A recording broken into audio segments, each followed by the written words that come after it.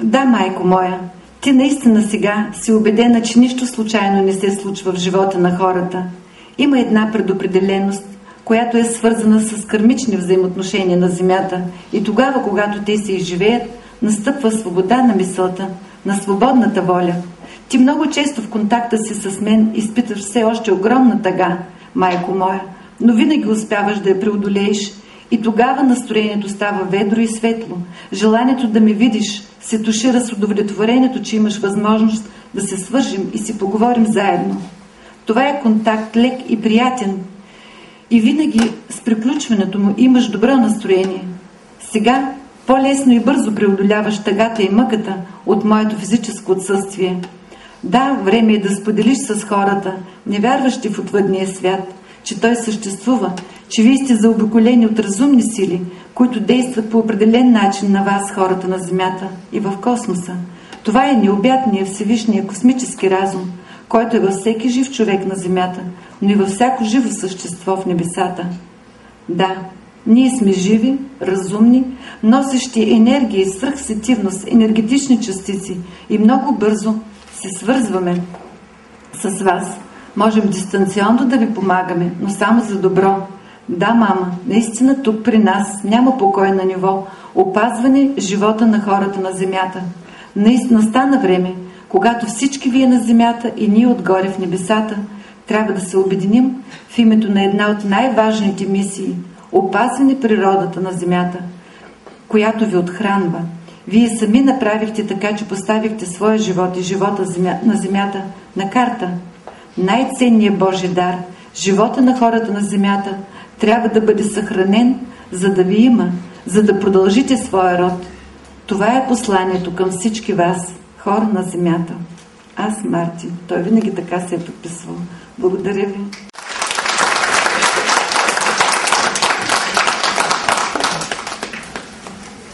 Добър вечер на всички от мен. Казвам се Цветелина и имам контакт с богомилите, нашите отци. Контакт, който ми бе даден от Озари сили на равновесието чрез Таня.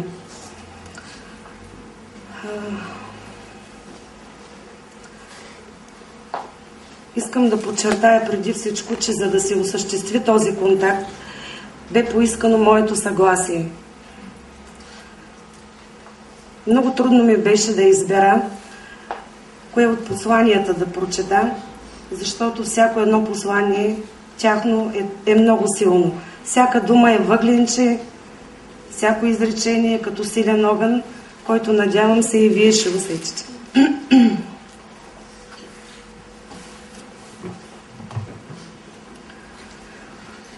Това, за което си мечтаеш, Цветелина, е много хубаво. Нужно е обаче да знаеш, че такова време на любов между хората е имало. Всички са били като един. Любовта е тази, която ги е свързала и сплотявала. А когато има такава чиста любов, и ценностната система е друга. Мечтаеш си и сега да бъде така. Та нали за това ние сме тук. Ние, богомилите, за да ви напомним какво е било. Много е трудно времето, в което живеете сега. Но, Цветелина, единствено и само вие сте си виновни за това. Отново и отново повтаряме. Забравихте кои сте и откъде идвате. С много лека ръка предадохте род български и родината. Забравихте за корените си и станахте чуждопоклонници, които подцениха силата на историята си българска. Ние, отците ваши, тъгуваме, като виждаме какво става между хората на земята. Всяка минута правите грешки. Правите грешен избор. Защо? Кому е нужно да върви в тъма и грешна посока? Бунт е нужен, чада български. Бунт голям и силен. Нужно е да се разбунтува душата срещу тиранията, която й се налага.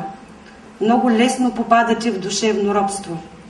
Така е удобно на тези, които ви манипулират и искат да управляват, за да може до последно българина да бъде притъпен и да не може да направи правилния избор и да върви в правилната посока.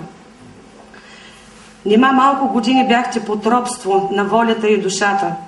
Нима бяха малко годините на страх и мизерия.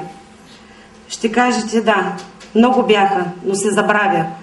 Да, че да, мили, по-велико нещо от прошката няма, но не смесвайте нещата. Каквото било, било. Сега обаче, вие трябва да осъзнаете, че сте българи в България и че сте велик и славен народ, който е нужно да бъде ръководен от хора истински и чисти българи, милеещи за род, родина и свята българщина. Отворете очи и уши и се осъзнайте. Със свещ търсете вярната посока, но я намерете и тръгнете към нея. Не е трудно, чада наши. Нужно е само любов да има помежду ви. Ако се обичате един друг, няма да има това напрежение. И живявайте всеки един ден, окрилени от вяра, надежда и любов. Радвайте се на благата, които все още ви дава майката земя. Благодарете за всяка глътка въздух и за всеки слънчев лъч. Благодарете на живота и го обичайте, защото той, живота, е нещото, което ви прави по-силни и по-мъдри. Забравихте ли колко красота има в природата, че така се отнасяте с нея? Ослепяхте ли, чада наши? За тази вълшебница и хранилница майката земя. Забравихте ли как могат да гледат едни добри очи, зад които се крие само любов и не е нужно да се страхуваш и предпазваш от черни мисли? Забравихте, нали? Отново казваме, че всеки, както вие го наричате, е гост на тази земя. Никой и никога не е взел нищо със себе си. Човек отлита само с натрупания си опит. Ами тогава поспрете се, забравете за тази алчност и злоба, отърсете се от себичността си, огрейте душите си с любов и желание за нов живот, по-хубав, по-добър и чист. Ние, богомилите, ви обичаме, чада наши, и сме загрижени за вас. И за това се намесваме с нашите послания, защото ти в същността си добър човеко, и свят, и силен, и носиш мъдрост в себе си. Но за съжаление си допуснал да бъдеш потъпкан и преспан.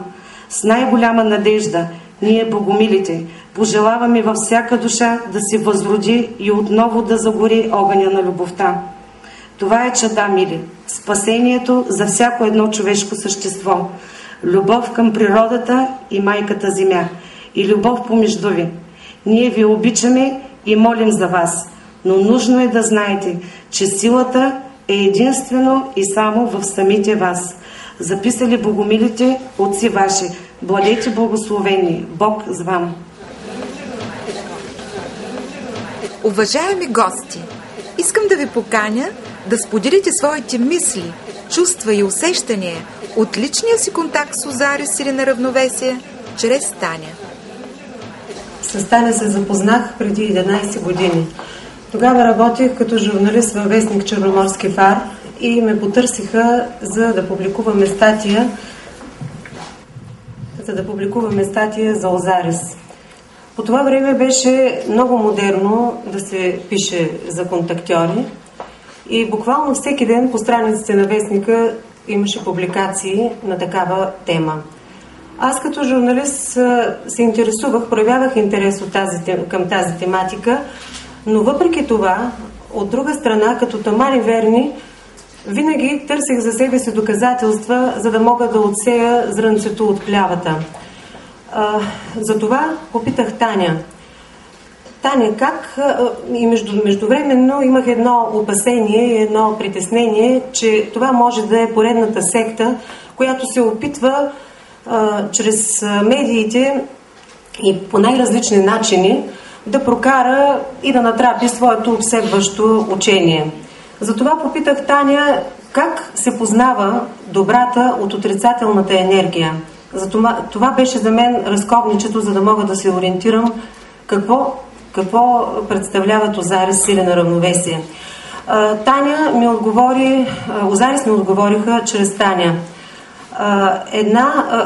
Ние предупреждаваме, казаха те, че в момента, когато има невероятен наплив на енергия от всемирното пространство, не всичко, което идва оттам, е добро.